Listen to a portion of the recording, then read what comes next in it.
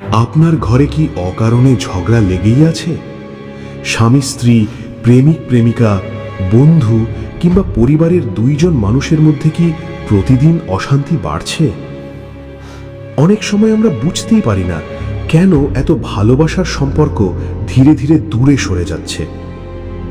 কিন্তু প্রাচীন আধ্যাত্মিক শাস্ত্রে বলা হয়, সঠিক মনোযোগ, শান্ত প্রার্থনা এবং ইতিবাচক শক্তির মাধ্যমে সম্পর্কের জট অনেকটাই কমানো সম্ভব। By writing the name here upon this paper, গভীর আধ্যাত্মিক পদ্ধতি জানাবো, যেখানে শুধু একটি কাগজ, দুটি নাম এবং আন্তরিক প্রার্থনার মাধ্যমে সম্পর্কের মধ্যে শান্তি ও সৌহার্দ্য ফিরিয়ে আনার চেষ্টা করা হয়। ভিডিওটি শেষ পর্যন্ত দেখুন, কারণ শেষের একটি ছোট ভুল আপনার পুরো প্রক্রিয়াটিকে ব্যর্থ করে দিতে পারে। মানুষের সম্পর্ক শুধু কথার উপর দাঁড়িয়ে থাকে না, এটি দাঁড়িয়ে থাকে শক্তি, অনুভূতি এবং মানসিক কম্পনের ওপর। যখন কারো মনে রাগ জমে যায়, অভিমান জন্ম নেয় অথবা ভুল বোঝাবুঝি দীর্ঘদিন ধরে থাকে, তখন সেই সম্পর্কের চারপাশে এক ধরনের নেতিবাচক শক্তি তৈরি হয়। এই শক্তি ধীরে ধীরে দূরত্ব বাড়ায়।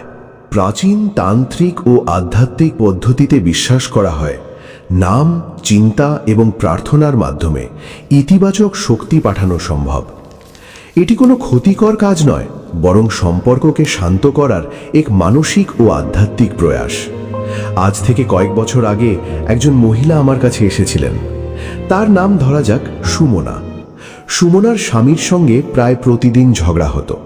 ছোট ছোট বিষয়েও বড় অশান্তি তৈরি হতো। ভালোবাসা ছিল, কিন্তু শান্তি ছিল না। তিনি বললেন, আমি কাউকে হারাতে চাই না, আমি শুধু চাই আমাদের মধ্যে আগের মতো শান্তি ফিরে আসুক। তখন তাকে আমি এই সহজ প্রার্থনার পদ্ধতিটি বলেছিলাম।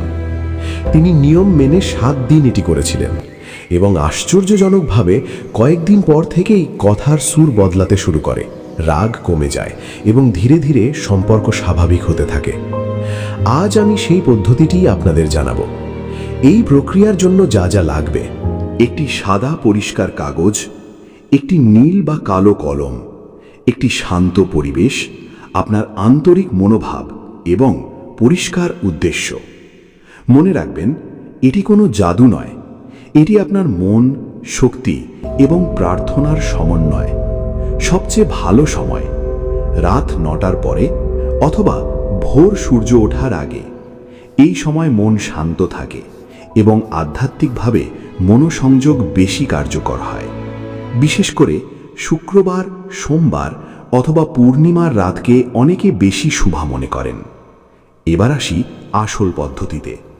প্রথমে একটি পরিষ্কার জায়গায় বসুন, মোবাইল দূরে রাখুন। মনে রাগ, প্রতিশোধ বা নেতিবাচক চিন্তা রাখবেন না।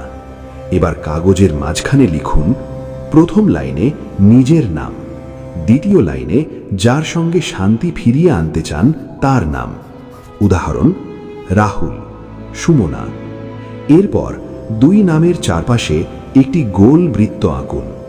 এটি প্রতীক, সংযোগ, সুরক্ষা এবং একতার। এবার চোখ বন্ধ করুন, গভীর শ্বাস নিন এবং মনে মনে 21 বার বলুন, আমাদের মাঝে শান্তি ফিরে আসুক, ভালোবাসা ও বোঝাপড়া বৃদ্ধি পাক। শুধু এই বাক্যটি মন থেকে বলুন, জোরে নয়, অনুভব দিয়ে বলুন। এরপর কি করবেন? প্রার্থনা শেষ হলে কাগজটি ভাঁজ করুন এবং সেটি আপনার বালিশের নিচে অথবা আলমারির নিরাপদ স্থানে রেখে দিন। এভাবে টানা 7 দিন করুন। প্রতিদিন নতুন কাগজ ব্যবহার করবেন। পুরনো কাগজ মাটিতে পুঁতে দিতে পারেন অথবা পরিষ্কারভাবে ছিঁড়ে ফেলে দিতে পারেন। আগুনে পোড়ানো নয়, কারণ আমাদের উদ্দেশ্য শান্তি, ধ্বংস নয়। এখানে কয়েকটি বড় ভুল আছে। প্রথম ভুল, রাগ নিয়ে এই কাজ করা। দ্বিতীয় ভুল, কারোর ক্ষতি করার উদ্দেশ্যে করা। তৃতীয় ভুল, মাঝপথে সন্দেহ করা। চতুর্থ ভুল, অন্যকে পরীক্ষা করার মানসিকতা রাখা। মনে রাখবেন, আধ্যাত্মিক কাজ বিশ্বাস, ধৈর্য এবং ইতিবাচক শক্তির ওপর দাঁড়িয়ে থাকে। অনেকে ভাবেন, এতে সত্যি কাজ হবে? আমি বলি, সবচেয়ে বড় পরিবর্তন শুরু হয় আপনার নিজের ভেতর থেকে। যখন আপনি শান্ত হন আপনার আচরণ বদলায়, যখন আচরণ বদলায় সম্পর্কও বদলাতে শুরু করে। এই প্রক্রিয়া আসলে আপনার মনকে সঠিক দিকে পরিচালিত করে। এটাই এর আসল শক্তি। বিশেষ গোপন টিপ, এই অংশটি খুব গুরুত্বপূর্ণ। যদি নাম লেখার আগে একটি প্রদীপ জ্বালিয়ে নেন এবং 1 মিনিট নীরবে বসে থাকেন, তাহলে মনঃসংযোগ আরও শক্তিশালী হয়।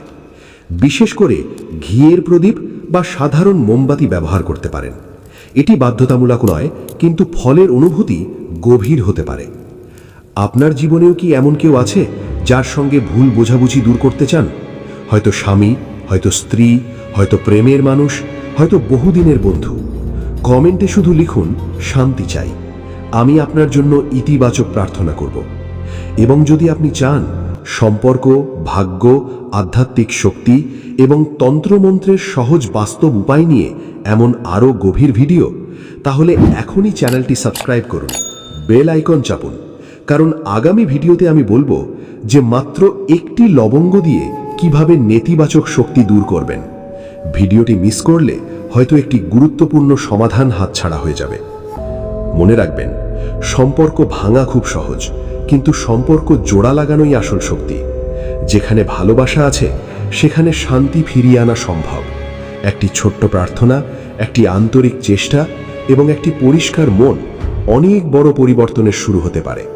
আজকের ভিডিও যদি আপনার ভালো লাগে তাহলে লাইক করুন, শেয়ার করুন এবং কমেন্টে লিখুন, শান্তি ফিরে আসুক। আমি আপনার জন্য প্রার্থনা করব। ধন্যবাদ। আবার দেখা হবে পরের ভিডিওতে।